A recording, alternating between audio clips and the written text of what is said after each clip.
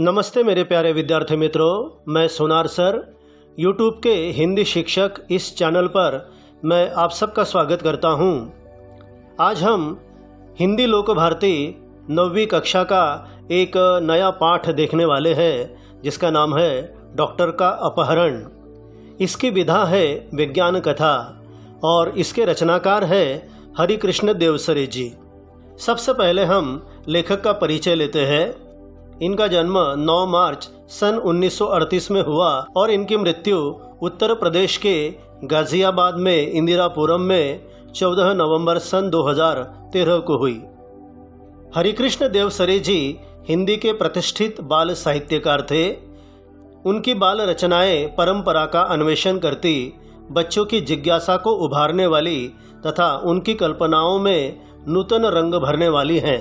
अर्थात देवसरे जी एक बहुत ही सुप्रसिद्ध बाल साहित्यकार के रूप में जाने और पहचाने जाते हैं, जिन्होंने बाल रचनाएं परंपराओं का अन्वेषण किया, खोज की और स्वाभाविक रूप से बच्चों के मन में किसी भी बात को जानने की, समझने की जो जिज्ञासा होती है, जो कौतूहल होता है, उसे उभारने का काम उन्होंने किया और उनकी कल्पनाओं में हमेशा नए नए रंग भरने का काम उन्होंने किया। अब हम गद्य संबंधी जानेंगे। जीवन के किसी घटना का रोचक प्रवाही वर्णन कहानी है। डॉक्टर का अपहरण एक विज्ञान कथा है।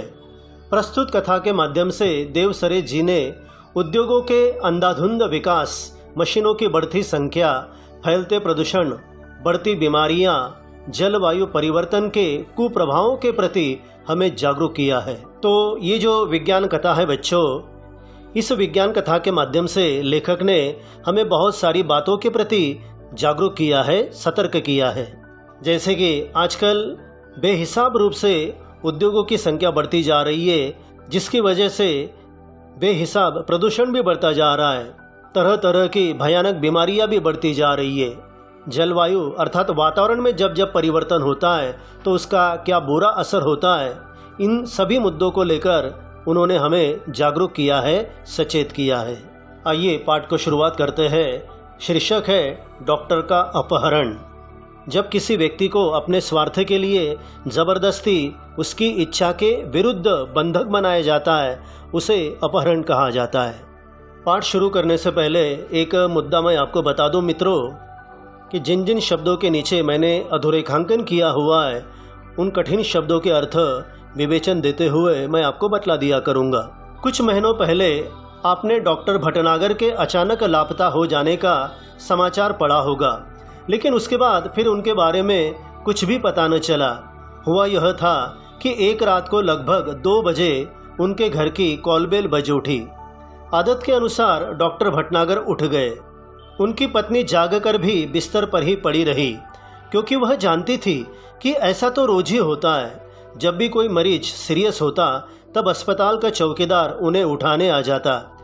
अगर किसी को उन्हें घर बुलाकर ले जाना होता तो वह भी आकर उन्हें जगा देता। डॉक्टर भटनागर मरीजों की सेवा करना अपना परम कर्तव्य समझते थे, इसलिए वह इसका बुरा न मानते, बल्कि सहर्ष चले जाते। कोई उन्हें फीस दे या न दे, इसकी उन्हें कभी चिंता न थी। उस रात भी वह उठे और गाउन पहने ही दवाइयों का बैग उठाकर चले गए। आमतौर से होता यह था कि वह 1-2 घंटे में लौट आते थे या फिर सवेरा होते होते तो अवश्य ही आ जाते थे, क्योंकि उन्हें अस्पताल समय से पहुंचने की आदत थी। इस कहानी का मुख्य केंद्र बिंदु जो पात्र है वो है डॉक्टर भटनागर। बहुत ही ईमानदारी से सेवा करने वाला एक सेवाभावी डॉक्टर के रूप में समाज में इनकी पहचान है। लेकिन पता नहीं एक दिन क्या हुआ, वे लापता हो गए, अर्थात गुमशुदा हो गए। और समाचार पत्रों में ये समाचार आया भी था। लेकिन ऐसे ही बीच में बहुत सारे दिन गुजर गए, बाद में कोई दोबारा खबर नहीं छपी। तो घटना इस प्रकार हुई थी बच्चों, कि किसी रात को लगभग 2 बजे घर की कॉलबेल बज उठी और जैसा कि डॉक्टर जी की आदत थी, वे तुरंत उठ जाते, शायद किसी मरीज को मेरी ज़रूरत है ये सोचकर। उस दिन भी वो उठे। पत्नी जो थी वो बिस्तर पर ही पड़ी रही, क्योंकि वो अच्छी तरह जानती थी कि इनके साथ तो ऐसा हरदम होता ही रहता है, कोई ना कोई उन्हें लेने के लिए आ जाता है। और समझ लो कि अगर कोई मरीज बहुत ही सीरियस है, चिंताजनक स्थिति में पहुंच गया है, तो अस्पताल का चौकीदार, रखवाली करने वाला वहाँ का जो आदमी था, वो भी डॉक्टर को उठाने के लिए आ जाता। और इसके अलावा किसी और को अगर डॉक्टर को घर ले जाना होता था तो वो भी घर आते और उन्हें बुलाकर ले जाते। और जैसा कि मैंने पहले बताया, डॉक्टर जी का एक स्वभाव था कि वो बहुत ही ईमानदारी से मरीज की सेवा करते थे, उस पर उपचार करते थे। यानी मरीजों की सेवा करना वो अपना परम कर्तव्य, सबसे पहला धर्म मानते थे, जो कि मानवता से जुड़ा हुआ है। और इसीलिए वक्त बेवक्त अगर उन्हें कोई बुलाने आ जाता तो इस बात का वो बिल्कुल बुरा नहीं मानते, बल्कि सहर्ष यानी हंसी खुशी चले जाते। उपचार करने के बाद मुझे फीस मिलेगी या नहीं मिलेगी, इसकी भी उन्हें चिंता न होती थी। तो जब रात 2 बजे कॉल बेल बजी तो वो तुरंत उठे और अपना गाउन पहनकर और दवाइयों का जो बैग बिस्तर के पास रखा हुआ होता था उसे उठाकर चले गए। और आमतौर पर यानी सामान्य रूप से ऐसा होता था कि ज़्यादातर 1 या 2 घंटे में वे अपने घर चले आते थे। और कभी कभार सवेरा भी हो जाता तो वो सूरज के उगने से पहले घर पहुंच जाते थे, क्योंकि वो समय के बड़े पाबंद थे और समय पर अस्पताल पहुंचना यह उनका स्वभाव था। किंतु उस दिन जब सुबह तक डॉक्टर भटनागर नहीं लौटे तब उनकी पत्नी चिंतित हुई। ये बहुत स्वाभाविक था कि सुबह हो गई, इसके बावजूद भी डॉक्टर साहब नहीं लौटे तो पत्नी चिंता करने लगी। पहले सोचा कि शायद मरीज की हालत गंभीर होगी, इसलिए देर लग गई होगी। फिर यह भी सोचा कि हो सकता है आज सीधे अस्पताल चले जाए। निश्चित कारण का पता तो था नहीं, लेकिन इतना ज़रूर हो सकता है कि मरीज अगर उसकी हालत गंभीर हो गई होगी तो देर लग सकती है पति जी को लौटने में। और दूसरा मुद्दा उसने ये सोचा कि हो सकता है कि सीधे यानी परस्पर वो अपने अस्पताल चले गए होंगे समय को बचाने के लिए। लेकिन जब मरीज उन्हें घर पर पूछने के लिए आने लगे तब उनकी हैरानी बढ़ गई। अरे ये क्या हुआ, मतलब डॉक्टर साहब अस्पताल में भी नहीं है और मरीज है दूसरे कि वो घर तक आने लगे, पूछताछ करने लगे। तो पत्नी की हैरानी परेशानी बहुत ज़्यादा बढ़ गई। उन्होंने मित्रों तथा कुछ संबंधियों को फ़ोन किया और डॉक्टर साहब के बारे में पूछताछ की, किंतु कोई जानकारी न मिली। कुछ देर के लिए वह यही मान बैठी कि शायद वे किसी दूर के गांव में गए हों और किसी कारण से जल्दी वापस न आ पाए हो। मान लो बच्चों कि तुम्हें अगर किसी दिन स्कूल से आने के लिए बहुत देर हो गई तो माताजी जो है या पिता जो है वह तरह तरह के अनुमान लगाना शुरू कर देते हैं कि मित्र के यहाँ रुक गया होगा, या साइकिल से अगर वो गया है तो साइकिल पंक्चर हो गई होगी, वगैरह वगैरह। तो यहाँ पर भी डॉक्टर भटनागर जी की पत्नी तरह तरह की आशंकाएं उसके मन में आ रही थी, क्योंकि जब उसने डॉक्टर के मित्र तथा अन्य संबंधियों को फ़ोन किया और डॉक्टर साहब के बारे में पूछताछ की, फिर भी उनके बारे में कोई जानकारी नहीं मिली, तो वह यह मान बैठी कि शायद किसी मरीज को देखने के लिए किसी दूर गांव में चले गए हो और इसीलिए शायद उन्हें आने में इतनी देर हो रही है। आगे बढ़ते हैं। शाम तक भी जब डॉक्टर भटनागर नहीं लौटे तब उन्होंने पुलिस स्टेशन को फ़ोन किया। डॉक्टर भटनागर का इस तरह गायब हो जाना पुलिस के लिए भी हैरानी का कारण बन गया। चारों ओर खोज शुरू हो गई। जब सारे रास्ते ख़त्म हो जाते हैं तो हमें पुलिस का सहारा लेना पड़ता है। डॉक्टर भटनागर की पत्नी जी ने भी यही किया और उन्होंने पुलिस स्टेशन में शाम को फ़ोन लगा दिया। पुलिस भी इस बात से काफ़ी परेशान थी और उसके बाद डॉक्टर जी की खोज शुरू हो गई। वायरलेस से संदेश भेज दिए गए। वायरलेस यानी बिना वायर का संप्रेषण करने का एक जो मोबाइल जैसा साधन होता है, पुराने ज़माने में इनका इस्तेमाल ज़्यादा होता था, तो उसके माध्यम से चारों तरफ संदेश भिजवा दिए गए। डॉक्टर भटनागर के गायब होने का समाचार बिजली की तरह शहर भर में फैल गया। उनकी पत्नी खोज के लिए केवल इतना ही सूत्र दे सकी कि डॉक्टर साहब अपनी कार में नहीं गए, उन्हें लेने कोई गाड़ी आई थी। पुलिस द्वारा पूछने पर डॉक्टर जी की पत्नी केवल इतना ही बता सकी कि जिस गाड़ी से वो हमेशा जाते थे वो गाड़ी तो घर पर ही है, उन्हें लेने के लिए और कोई गाड़ी आई थी। इतना ही सूत्र अर्थात जानकारी रूपी धागा वो दे सकी, जिसके बड़े पहियों के निशान उन्होंने सवेरे घर के बाहर सड़क और फुटपाथ पर देखे थे। उसने स्वयं अपनी आंखों से सड़क और फुटपाथ पर किसी बड़े टायर के निशान देखे थे। यही बात उसने पुलिस को बताई। जाहिर था कि डॉक्टर साहब किसी ट्रक या बस में गए हैं। मोहल्ले वालों से पूछताछ करने पर भी कोई जानकारी न मिली। फिर भी पुलिस ने वायरलेस से यह सूचना भी जारी कर दी कि कहीं किसी एक्सीडेंट के बारे में जानकारी मिले तो सूचना दी जाए। आपको तो पता होगा, किसी गुमशुदा व्यक्ति को लेकर जब पुलिस स्टेशन में खबर की जाती है तो पुलिस सभी मुद्दों पर गौर करती है। मोहल्ले में रहने वाले लोगों से पूछा गया, कोई जानकारी नहीं मिली। तो पुलिस इस बात पर भी विचार करने लगी कि कहीं कोई एक्सीडेंट हुआ है, दुर्घटना हुई है, कहीं किसी व्यक्ति की लाश मिली है, तो कहीं वो गुमशुदा व्यक्ति की तो नहीं। इस सूत्र पर भी पुलिस विचार करती है। आगे बढ़ते हैं। कई दिन बीत गए, कोई सूचना नहीं मिली। चूंकि डॉक्टर भटनागर का कोई शत्रु भी न था, इसलिए यह शंका करना व्यर्थ था कि उनकी हत्या कर दी गई होगी। पुलिस अब केवल दो ही सूत्रों पर यानी दो ही मुद्दों पर विचार कर रही थी। एक यह कि कुछ गुंडों ने उन्हें छिपा लिया हो और सब उनकी पत्नी से मोटी रकम की मांग करे।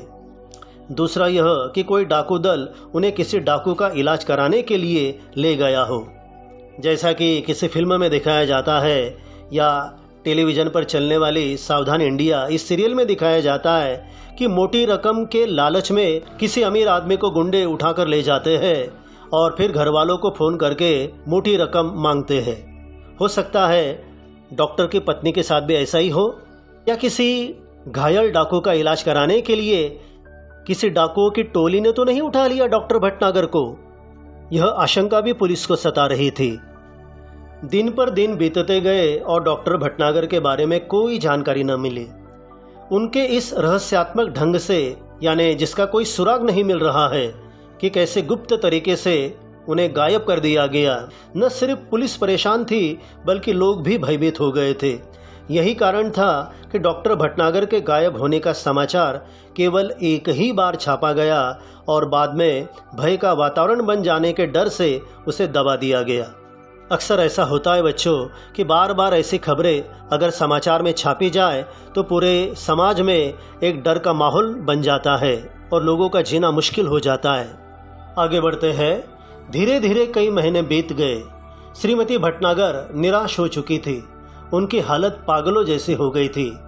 हर रोज सुबह उठती और दरवाजे पर आकर खड़ी हो जाती, जैसे वह डॉक्टर भटनागर के आने की प्रतीक्षा कर रही हो।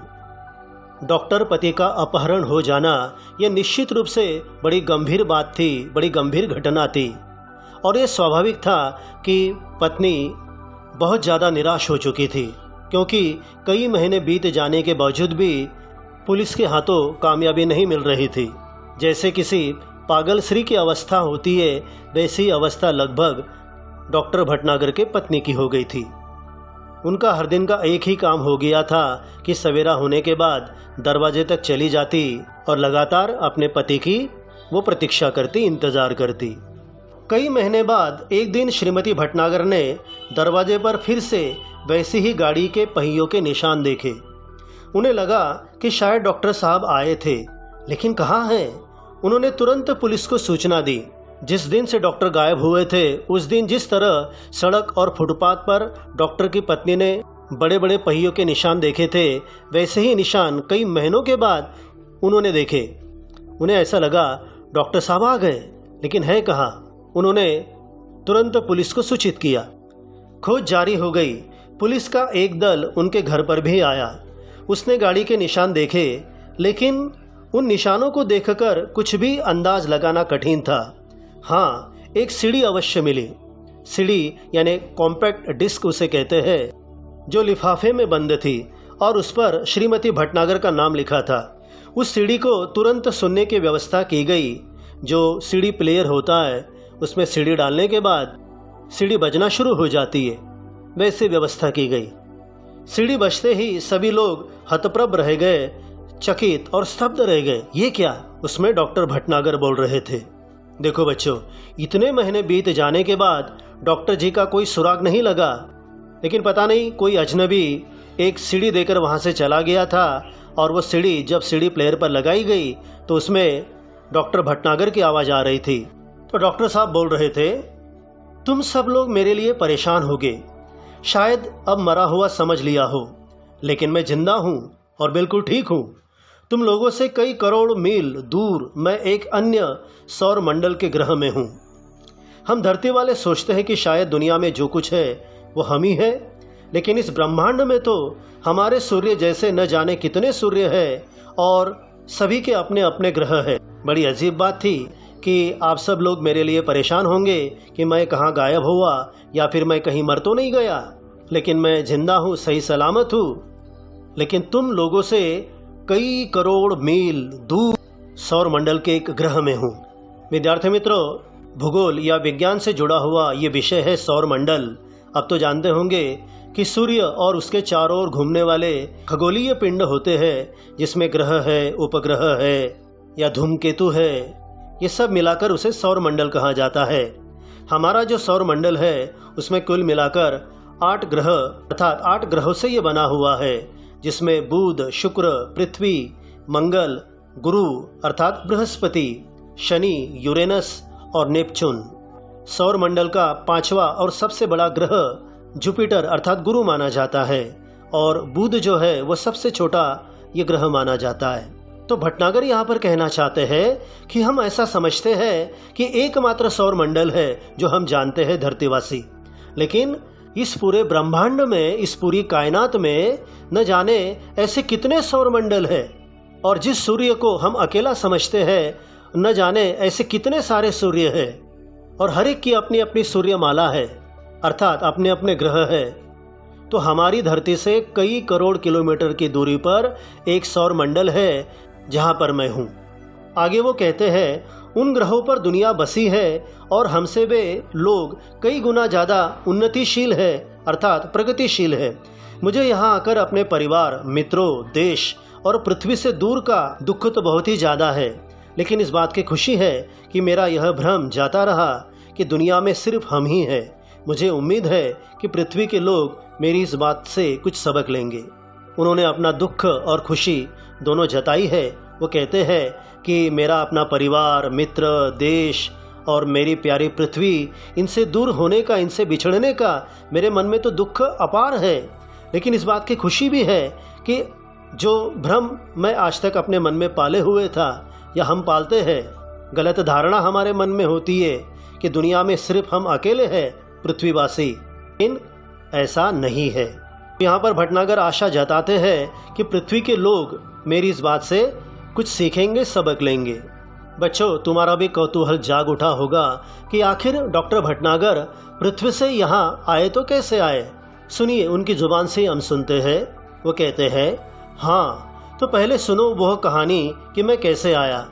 अमेरिका में हुए मेरे सम्मान और मेरे ज्ञान के बारे में इस ग्रह के लोगों ने गुप्त रीति से सूचनाएं इकट्ठी की थी।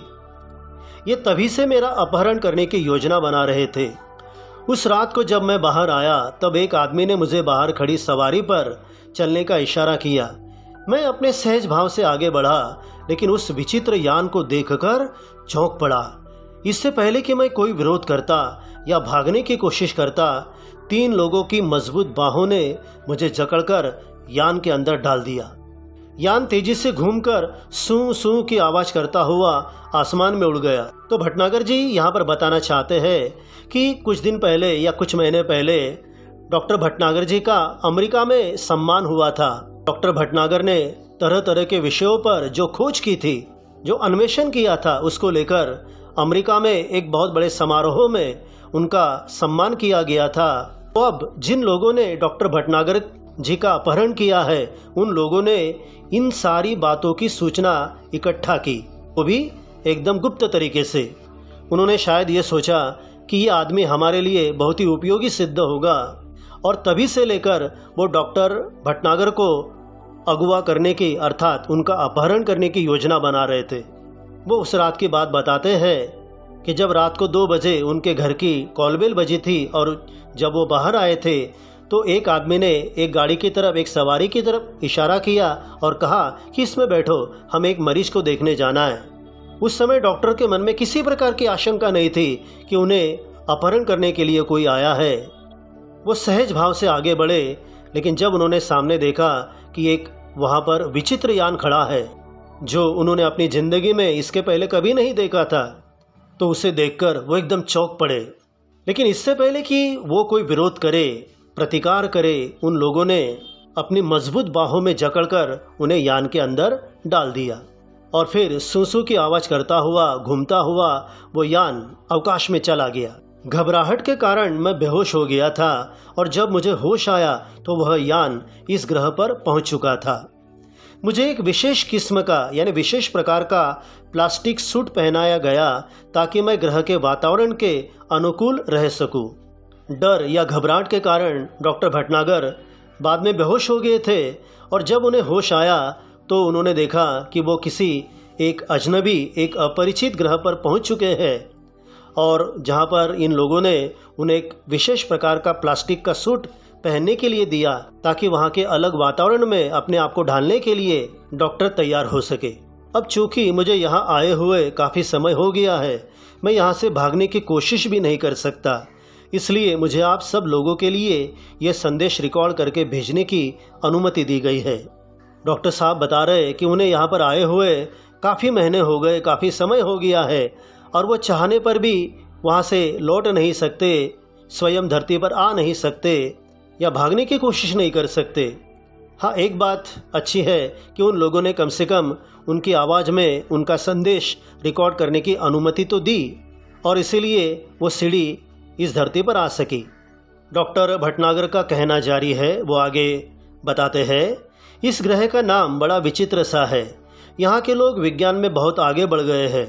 इनके पास ऐसे यान है कि ये एक सौर मंडल से दूसरे तक आसानी से आते जाते हैं। जैसे हम ट्रक, बस या रेल के माध्यम से एक जगह से दूसरी जगह पर आवागमन करते हैं, उसी तरह इस यान के लोग इतने सारे प्रगत हैं कि यान के माध्यम से वो एक सौर मंडल से दूसरे सौर मंडल तक की यात्रा कर लेते हैं, वो भी बड़ी आसानी से। यहाँ भी लोगों ने रहने के लिए घर बना रखे हैं, कारखाने हैं, बाजार है, बस्तियाँ हैं, मोटरें हैं, सभी कुछ है, लेकिन हमसे बिल्कुल भिन्न। जैसा कि हम धरती पर देखते हैं कारखाने, बाजार, बस्तियाँ, मोटर गाड़ियाँ वगैरह वगैरह, उस ग्रह पर भी ऐसा सब कुछ है, लेकिन हमसे एकदम भिन्न और अलग। इनके अपने वैज्ञानिक सिद्धांत है, अर्थात उनकी वैज्ञानिक मान्यताएं कुछ अलग है। इन्हें कई सौर मंडलों और उनके ग्रहों के बारे में जानकारी है। हमारा सौर मंडल इनके सबसे निकट है, इसीलिए इन्होंने आसानी से मेरा अपहरण कर लिया। यहाँ पर डॉक्टर भटनागर ये कहना चाहते हैं कि हम धरतीवासियों से ज़्यादा, हमारे वैज्ञानिकों से ये ज़्यादा बुद्धिमान है और इस सौर मंडल के अलावा जितने भी ब्रह्मांड में अलग अलग सौर मंडल है, उन सौर मंडलों की और उन ग्रहों की इन्हें अच्छी खासी जानकारी है। हमारा सौर मंडल इनके सौर मंडल से काफ़ी निकट था, पास था, इसलिए इन लोगों ने बहुत ही आसानी से मेरा अपहरण कर लिया है। आगे वो बताते हैं, मेरे अपहरण का कारण जानने से पहले यह जान ले कि ये लोग चिकित्सा शास्त्र में बहुत पिछड़े हुए हैं। यानी हम धरतीवासी चिकित्सा शास्त्र अर्थात वैद्यक शास्त्र में जितने आगे निकल चुके हैं, उतने ये लोग नहीं हैं, ये पिछड़े हुए हैं। यानी वैद्यक शास्त्र का इनका ज्ञान बहुत ही कम है, अधूरा है।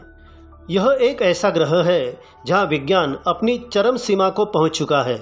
जिस ग्रह पर अभी डॉक्टर भटनागर जी है, उनके बारे में वो बताते हैं कि यहाँ का विज्ञान सभी सीमाओं को पार कर चुका है, यानी बहुत ज़्यादा प्रगति कर ली है इन लोगों ने। यहाँ के आदमी अब आदमी नहीं, मशीन हो गए हैं। मान लो कि आदमियों के लिए वहाँ पर कोई काम ही नहीं है, सारा काम ये मशीनें कर लेती है और इसका नतीजा यह हुआ, परिणाम यह हुआ कि धीरे धीरे आदमी का महत्व कम होता गया। अब इस पूरे ग्रह में मशीनें ज़्यादा और आदमी कम है।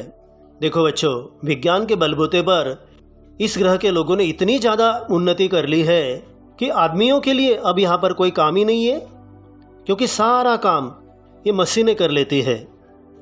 यानी यहाँ की मशीनें इतनी सक्षम बन चुकी है कि आदमियों के लिए कोई काम नहीं बचा है। जैसे आपने रोबोट के बारे में सुना होगा, यंत्र मानव के बारे में, तो लगभग यहाँ के जितने भी लोग हैं बचे हुए मानव यंत्रों के, मशीनों के गुलाम बन चुके हैं। दूसरी ओर यहाँ के लोगों को एक विचित्र तरह का सडन रोग होने लगा है। बच्चों, इस मुद्दे पर ध्यान दो। वो इसलिए कि डॉक्टर भटनागर जी का जो अपहरण हुआ है, उसके पीछे यही एक वजह है। लोगों के लिए इस ग्रह पर कोई काम नहीं रह गया है, लोग आराम तलब हो चुके हैं। निष्क्रिय हो चुके हैं और इसीलिए यहाँ के लोगों को एक विचित्र जानलेवा बीमारी जो होती है, जिन्हें हम सड़न रोग कह सकते हैं, यानी शरीर का कोई हिस्सा सड़ने लगना। वो आगे बताते हैं, शरीर का कोई अंग अचानक सड़ना शुरू हो जाता है और फिर वह आदमी मर जाता है, यानी उसका वहाँ पर कोई इलाज नहीं है। एक बार की अगर सड़न की बीमारी शुरू हुई शरीर के किसी हिस्से में, वो तब तक नहीं रुकती जब तक कि उस आदमी की मौत नहीं हो जाती। और इसीलिए डॉक्टर भटनागर कहते हैं कि यहाँ का चिकित्सा शास्त्र जो है, वैद्यक शास्त्र जो है, वो काफ़ी अपूर्ण है। वो आगे कहते हैं, इस रोग का इलाज इन्हें अब तक नहीं मालूम हो सका है, लेकिन इस रोग का कारण वे मशीनें ही हैं जो उन्हें नाकारा अर्थात निकम्मा और निष्क्रिय बनाए हुए हैं। मैंने कहा ना बच्चों, इन मशीनों के कारण लोगों के लिए कोई काम नहीं है और इन मशीनों की वजह से ये लोग निकम्मे, आलसी और सुस्त हो गए हैं। यहाँ के वैज्ञानिकों ने मेरे बारे में सुना। इन्होंने सोचा कि क्यों न मुझे यहाँ बुलाया जाए। तब कोई ऐसी तरकीब सोची जाए कि सड़ा हुआ अंग काटकर उसके स्थान पर दूसरा अंग लगा दिया जाए। तो उनके मन में सबसे पहले डॉक्टर भटनागर का विचार आया, क्योंकि उन्होंने अमेरिका में उनका जो सम्मान हुआ था उसके बारे में गुप्त रूप से जानकारी हासिल की थी। ऐसा कोई उपाय किया जाए कि किसी व्यक्ति का जो सड़ा हुआ हिस्सा है शरीर का, वो निकाल कर उसके स्थान पर शरीर का कोई अच्छा हिस्सा या उसकी चमड़ी लगा दी जाए। बस इसी कारण मेरा अपहरण हुआ है। तो बच्चों, आपकी भी समझ में ये बात आ गई होगी कि डॉक्टर भटनागर का अपहरण किसने क्यों किया। देखो बच्चों, अपने अपहरण के बारे में पूरी दास्तान, पूरी कथा सुनाने के बाद डॉक्टर भटनागर पृथ्वी के हालात, पृथ्वी की स्थिति के बारे में वो कुछ बताना चाहते हैं। देखो आगे बढ़ते हैं। आज मैं यहाँ बैठकर सोच रहा हूँ कि हमारी पृथ्वी पर भी विज्ञान तेजी से उन्नति कर रहा है। उद्योगों के विकास से मशीनों की संख्या बढ़ रही है। मशीनों और कारखानों से वातावरण दूषित हो रहा है। वह सब अगर जारी रहा और ज़्यादा मात्रा में हुआ तो पृथ्वी पर भी ऐसे ही दिन आने में देर नहीं लगेगी। आज भी पृथ्वी पर कैंसर, दिल की बीमारियां, तनाव के कारण होने वाली बीमारियां, ब्लड शुगर आदि उस भविष्य का संकेत है।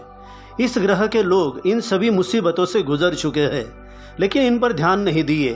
अब स्थिति ये है कि अगर तुरंत कोई उपाय न किया गया तो शायद यहाँ से इंसानों का नामो निशान मिट जाएगा।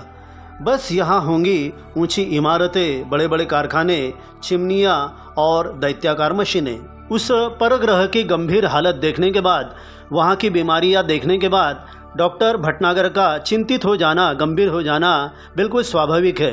वो अब अपनी पृथ्वी के बारे में सोचने लगे हैं कि हमारे पृथ्वी के हालात भी कुछ अलग नहीं है। वो वहाँ पर बैठे बैठे ये सोच रहे हैं कि हमारी पृथ्वी पर भी विज्ञान काफ़ी उन्नत हो चुका है। विज्ञान के बलबूते पर हमने बहुत प्रगति कर ली है, वो भी बहुत तेजी के साथ। आज का नया उत्पाद जल्दी ही पुराना बन जाता है। मोबाइल की बात लीजिए, लैपटॉप की बात लीजिए, किसी भी इलेक्ट्रॉनिक मशीन की बात लीजिए। और जैसे जैसे उद्योगों का विकास हो रहा है, अर्थात औद्योगिकीकरण हो रहा है, उतना ही हमारा वातावरण दूषित हो रहा है। यानी जिस वातावरण से हम सांस लेते हैं जीने के लिए, वही वातावरण, वही जलवायु गंदा हो रहा है। और ये स्थिति अगर जल्दी से नहीं बदली गई, विश्व के सारे वैज्ञानिकों ने मिलकर इस पर अगर कोई उपाय नहीं खोजा, तो जो हालत उस ग्रह की बनी हुई है वही हालत या उससे खराब हालत हमारी पृथ्वी की हो सकती है। क्योंकि आज भी पृथ्वी पर भयानक से भयानक बीमारियों ने उपद्रव मचा रखा है, जिसमें कैंसर अर्थात कर्करोग है, हृदय की बीमारियां है, दिल की बीमारियां है, तनाव अर्थात टेंशन के कारण होने वाली बीमारियां है, रक्तचाप बढ़ जाना या घट जाना, ब्लड शुगर की बीमारियां है। अभी कुछ साल पहले कोरोना जैसी खतरनाक बीमारी ने लाखों लोगों को या करोड़ों लोगों को मानो मौत ने अपना निवाला बना लिया। मैं तो यहाँ पर ये कहना चाहूँगा, ये सब मानव निर्मित बीमारियाँ है। प्राकृतिक आपदाओं से मरने वाले लोगों की संख्या तो बहुत ज़्यादा होती है, लेकिन ये जो बीमारियाँ है जिसका मैंने अभी जिक्र किया है, उससे भी मरने वालों की संख्या कुछ कम नहीं है। हमारा बिगड़ा हुआ खान पान, हमारी बिगड़ी हुई जीवन शैली और हमेशा तनाव में रहना, इन बीमारियों से मरने वाले लोगों की संख्या को देखते हुए ऐसा लगता है कि पृथ्वी पर भी ऐसा दिन आने में देर नहीं लगेगी। इस ग्रह पर अभी डॉक्टर भटनागर है, वहाँ के लोग हालांकि इस बीमारियों से गुजर चुके हैं, लेकिन उन्होंने उस समय ध्यान नहीं दिया। वो उनकी मूर्खता थी, लापरवाही थी। लेकिन अभी जो वहाँ पर बीमारी फैली हुई है सड़न की, उस पर अगर जल्दी से ध्यान नहीं दिया गया तो हो सकता है वहाँ के लोगों का नामो निशान मिट जाएगा, सारा अस्तित्व उनका खत्म हो जाएगा। तो आखिर में क्या बचेगा फिर? ऊंची इमारतें, बड़े बड़े कारखानों से धुआं निकालने वाली चिमनियां और दैत्य के आकार की बड़ी बड़ी मशीनें। और यही सब रोकने के लिए परग्रहवासियों ने डॉक्टर भटनागर का अपहरण किया है ताकि उस सड़न की बीमारी का कोई इलाज ढूंढा जा सके। चलो आगे बढ़ते हैं। आप सोच रहे होंगे कि जो देश विज्ञान में इतना आगे बढ़ चुका है वह चिकित्सा शास्त्र में इतना पीछे कैसे रह गया। इसका कारण यह रहा है कि यहाँ के निवासियों का शरीर बहुत मजबूत होता है। निश्चित ही हमारे मन में भी ये विचार आता है कि विज्ञान में ये परग्रहवासी इतना आगे बढ़ चुके हैं तो वैद्यक शास्त्र में या उपचार प्रणाली में ये लोग इतने पिछड़े कैसे रह गए। तो कारण है वहाँ के निवासियों का काफ़ी मजबूत शरीर जो उन्हें कभी बीमार होने ही नहीं देता। उसकी ऊपरी चमड़ी मोटे प्लास्टिक जैसे पदार्थ की बनी होती है। इस पर हवा, पानी या मिट्टी का कोई असर नहीं होता। हम लोगों की जैसे चमड़ी या त्वचा होती है वैसे उन लोगों की नहीं होती है। वो काफ़ी मोटी और मजबूत और प्लास्टिक जैसे पदार्थ की मानो बनी होती है और इसीलिए हवा, पानी या मिट्टी का उस पर कोई प्रभाव नहीं पड़ता।